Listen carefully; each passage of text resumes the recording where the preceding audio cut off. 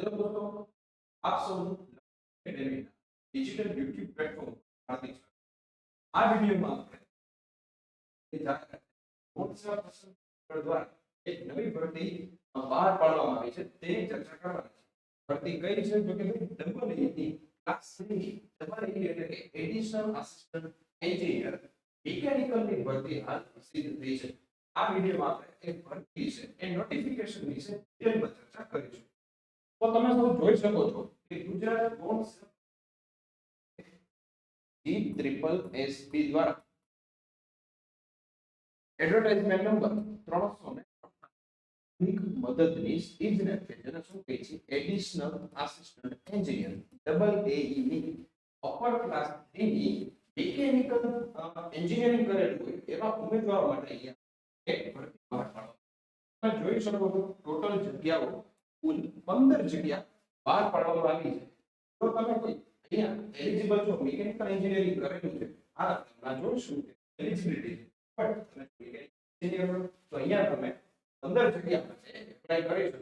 હવે મહત્વની વાત એ છે એપ્લિકેશન ડેટ ક્યાંથી તો જોજો કે ભાઈ એપ્લિકેશન કરવાની ડેટ તારીખ 28/8/2025 થી 11/9/2025 સુધી એની તકે ફોર્મ ભરી જરાય લેટ છે.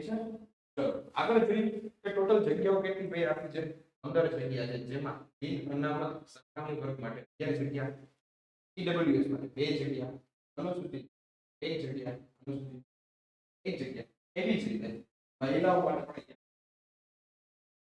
કેટેગરી વાઇઝ અહીંયા આપણે જોઈ શકો છો કે ભાઈ કે 15 જગ્યા ભાઈ મર્યાદામાં પણ છૂટછાટ આપી છે અલગ અલગ કેસ માટે અલગ છૂટ ફોર એક્ઝામ્પલ સામાન્ય કેટેગરીની મહિલાઓને 8 વર્ષની છૂટછાટ માન્ય રીતે શું કીધું છે તો કે ભાઈ ઉમેદવારની ઉંમર 18 વર્ષથી ઓછી ન હોવી જોઈએ અને 33 વર્ષથી વધુ ન હોવી જોઈએ પરંતુ અહીંયા જે કઈ અલગ અલગ એમાં પણ છૂટછાટ તો જોઈ શકો છો કે સામાન્ય કેટેગરીના મહિલા માટે 5 વર્ષની અનામત કેટેગરીના પુરુષ ઉમેદવારોને 5 વર્ષ એવી રીતે અલગ અલગ કેટેગરી અલગ અલગ તો એ પછી જોઈએ તો પગાર ધોરણ તો ભાઈ ડબલ એઈ additional assistant engineer mechanical class ની ભરતી છે પણ પગાર જોજો અહીંયા પગાર પ્રતિ માસ એટલે કે મંથલી 49600 રૂપિયા ઓલમોસ્ટ 50000 રૂપિયા જેટલો મંથલી સેલરી છે જે પ્રથમ 5 વર્ષ માટે કેવું છે ભાઈ ફિક્સ પે માં 5 વર્ષ માટે 50000 રૂપિયા ફિક્સ પે છે એ પછી તમારો જે કઈ પણ લાભો મળવા પાસે પછી મળી જશે ઠીક છે પરંતુ 5 વર્ષ માટે અહીંયા 50 ફિક્સ પે તરીકે મળવા એ પછી મેઇન વસ્તુ કે અહીંયા કઈ કેટેગરી અથવા તો કેવા કેન્ડિડેટ અહીંયા એલિજિબલ છે તો ખાસ સમજો એવા ઉમેદવાર કે જેમણે ડિપ્લોમા કરેલું છે અહીંયા જો ચોખ્ખું મેન્શન કરેલું છે જેમણે ડિપ્લોમા કરેલું છે શેમાં મિકેનિકલ એન્જિનિયરમાં અથવા જેમણે ડિપ્લોમા કરેલું છે ઓટોમોબાઈલ એન્જિનિયરિંગમાં આ જે 15 જગ્યા આપી છે માં જેમણે ડિપ્લોમા કરેલું છે મિકેનિકલમાં અથવા તો જેમણે ડિપ્લોમા કરેલું છે ઓટોમોબાઈલમાં એ દરેક ઉમેદવાર અહીંયા એલિજિબલ છે. બીઈ કરેલું જેમણે ખાલી બીઈ કરેલું છે એના માટે એ જો ચોખ્ખું શું લખ્યું છે ડિપ્લોમા કેન્ડિડેટ તો તમે D2D છો તો તમે D2D છો એટલે કે ડિપ્લોમા કર્યું છે ડિપ્લોમા કરી ડિગ્રી એ કર્યું તો પણ તમે અહીંયા એલિજિબલ છો. જે શું જોશે તમારી પાસે ડિપ્લોમા જેમાં કેમિકલ આ જે 15 જગ્યા આવી છે એના માટે એલિજિબલ છો. સામાન્ય રીતે તમે જોઈ શકો કેમિકલ ઓટોમોબાઈલની ભરતીઓ સરળતામાં ઓછી જોવા મળે ઓપોર્ચ્યુનિટી છે જે લોકો ઓટોમોબાઈલ કે મિકેનિકલ કરે છે એના માટે ઓપોર્ચ્યુનિટી છે બરાબર. એ પછી જો અરજી કરવાની રહે જોઈ શકો 28/8/2025 તારીખ 11/9/2025 સુધી ઓજસની વેબસાઇટ પર આ ભરતી માટે એપ્લિકેશન કરી શકો. પરીક્ષાની ફીસ કેટલી છે તો કે ભાઈ જે લોકો જનરલ કેટેગરી ઇન અનામત વર્ગ એના માટે 500 રૂપિયા અને જે અનામત વર્ગ છે એ લોકોને 400 રૂપિયા ફી પે કરવાની રહેશે. અહીંયા જો ચોખ્ખું લખ્યું છે પરીક્ષામાં ઉપસ્થિત રહે ઉમેદવારોને પરીક્ષા ફી પરત મળવા પાત્ર રહેશે.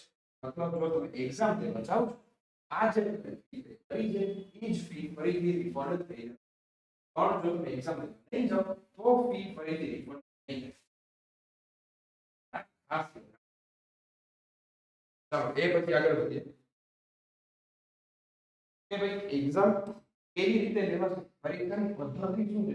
તો લખ્યું છે એમસીક્યુ એક્ઝામ લેવાશે. એમસીક્યુ ટેસ્ટ બે પાર્ટ છે, પાર્ટ એ અને પાર્ટ બી. તો જોઈએ બંને પાર્ટમાં કઈ પાર્ટ એ છે 60 માર્ક એક સિંગલ સ્ટેજ એક્ઝામ. બીજું એવું નથી કે મેઇન્સ એક્ઝામ આવશે કે ઇન્ટરવ્યુ આવશે, માત્ર સિંગલ સ્ટેજ એક્ઝામ છે. તે એક્ઝામમાં પાર્ટ એ એ 60 માર્ક, જેમાં શું પૂછાય છે 30 માર્કનું રીઝનિંગ, 30 માર્કનું મેથ્સ. ઠીક છે. એવી જ રીતે શું છે પાર્ટ બી. પાર્ટ બી કેટલા માર્કનું 150 માર્કનું, કે જેની અંદર 30 માર્કનું શું છે જોજો ભાઈ 30 માર્કમાં જનરલ સ્ટડીઝ પૂછવામાં આવ્યું છે. સ્ટડીઝમાં શું ઇન્ક્લુડ કર્યું છે તો કે બંધારણ, વર્તમાન પ્રવાહ અને current affair, Gujarati, English, grammar નથી, કોમ્પ્રિહેન્શન, પેરેગ્રાફ આપ્યો હશે એના ઉપરથી આન્સર. ઠીક છે. આ બધું 30 માર્કનું 10 માર્ક ઈચ.